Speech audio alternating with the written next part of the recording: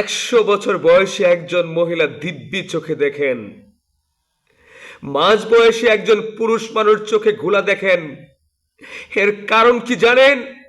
একটা পুরুষ মানুষ কাঁদতে পারে না, কান্নার জল তাদের চোখ ধুইতে পারে না। সংসারের সমাজের শত কষ্টকে সে বুকে ধরে, চোখ থেকে রক্তের ফোঁটা বের হয়, কিন্তু এক ফোঁটা জল বের হয় না।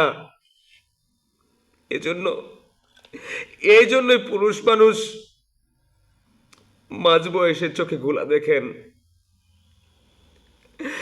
একটা পুরুষ মানুষ সংসার থেকে কোনো দিন শান্তি পায় না, কোনো দিন না। মা বলে বউ খারাপ, বউ বলে মা খারাপ। সন্তান এক এক পথে যায়, কেউ কারো কথা শুনে না। একটা পুরুষ মানুষের সবার কথা শুনতে হয়,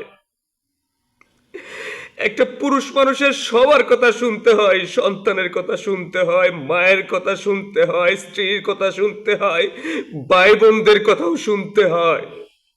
একটা পুরুষ মানুষের